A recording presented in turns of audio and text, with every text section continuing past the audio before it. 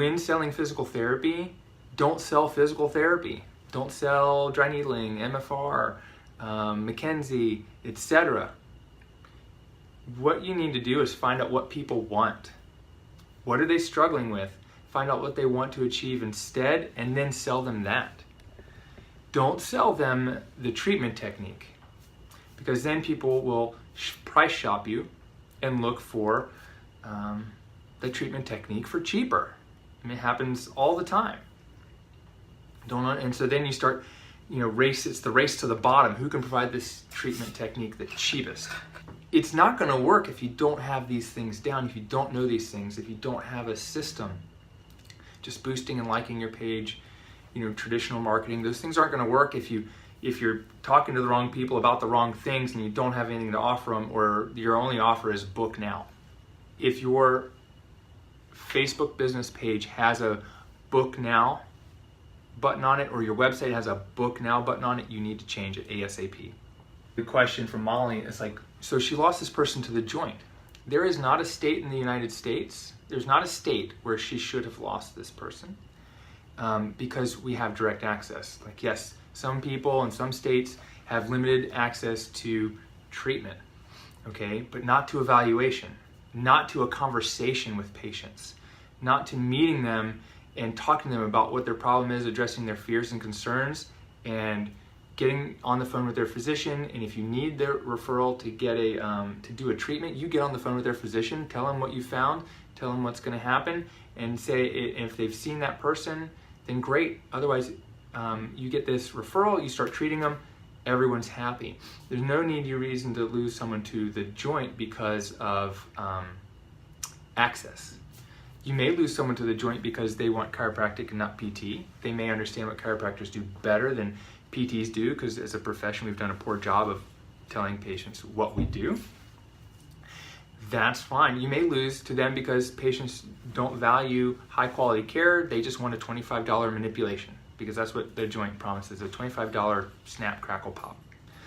Okay, we're not going to compete with them on price, because if you compete with them on price, we're going to lose, because that is a franchise. They've got their systems. They're speaking to people who want a $25 something. So, but it's all about access. The access shouldn't be the issue. It's no longer the issue. You need to make, if that is a challenge in your state, you just make that part of the onboarding patient process. You can't just, roll over. But that's not what we're doing. We have to talk to patients about what they want. So let's say someone does injure themselves at your party or your kid's party. Okay, we need to have a conversation with them about what is it keeping them from doing? What are they scared about?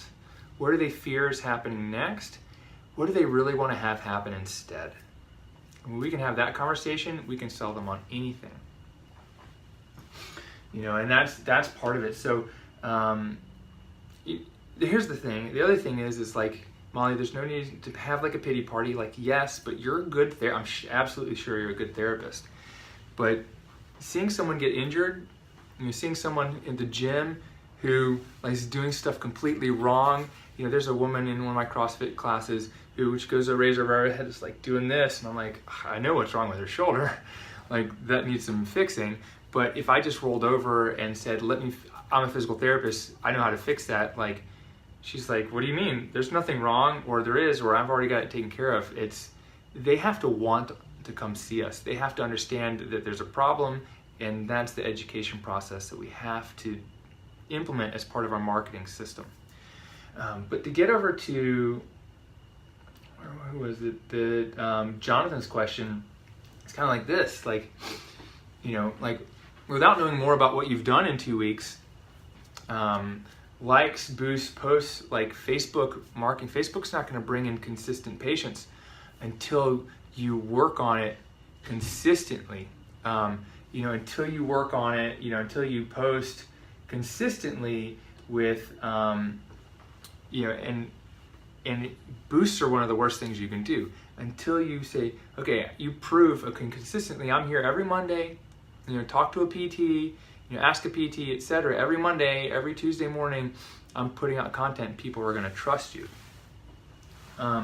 You have to have a marketing system. So how are we going to follow up with people? Is there an automated follow-up, a phone call follow-up? Who are we targeting? What is the message? What is the offer? They all have to match. You might have a great target, and this happens all the time. People are like, Aaron, my ad is great. I'm getting 30-cent clicks, but only 3 people signed. I've got 1,000 clicks, only 3 people signed up for my ebook, or no one signed up for my ebook. Well, we look at the ad and the page where you sign up for the ebook, and they look completely different, and they're totally incongruent. So you have to have congruency through the whole process as well. So John, how do I boost my clinic and looking for other ways to get the ball rolling? You have to have some value to offer to people, even if that's a workshop. But you can do workshops all you want. If you're not collecting names and phone numbers and email addresses and following up, then you're not leveraging your value in the way that you should. There's a lot of things that you can do, but the backbone is an email marketing system using something like ActiveCampaign. Having a compelling offer for people to talk to you on the phone for 20 minutes.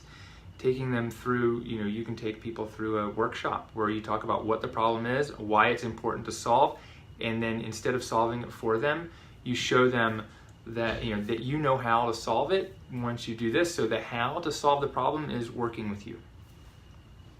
And then this backbone website, email, ebook, or free video series is kind of your backbone and leverage to create all your marketing systems.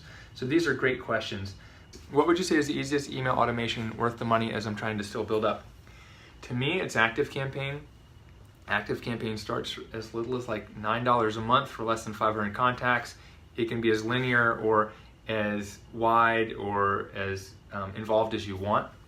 So that's what I'm using because it can grow and do almost everything that something like Infusionsoft can do, but it can be just as simple as MailChimp, but it's much more powerful. So I've got a special offer for ActiveCampaign if you're interested. It's LeBauerConsulting.com/ActiveCampaign. And with that link, you get a 2 weeks free and either a discount, or if you use my link and contact me, I'll give you some of my emails that you can just import into your account. The basics for marketing and filling your practice is, like we talked about, it's knowing who your perfect patient is, who's your target market, what's the message or what's their problem, and then what's your offer, and they all have to match. And then you have to have a system for following up with them automatically, and I prefer using email, but you can also just have a system of telephone calls. And then you need to be patient. You've got to have like some leverage. So like a blog, a podcast, ebook, these are all things that you can leverage to get in front of other people and ask about them. Remember, it's all about them. It's all about the customer or the other provider. It's not about you and what you're going to do. It's about them. So use the word you. Like that's marketing. And then marketing's not a quick fix. And it takes time. There's some things you can do to get the ball rolling right away. Derek Nielsen, my Cash PT resident who just finished up in May, had a huge first month because we had all his systems in place. He earned over $4,500 his first month, which is well over what I was paying him every month to work here. And he's doing great. So you can have a great first month with marketing. And he started in a brand new location. He's never lived in Durham, North Carolina, and he moved there 2 days before he opened his business. You gotta understand that there's a lot of ways to do it, but the right way is not the way everyone else is doing it.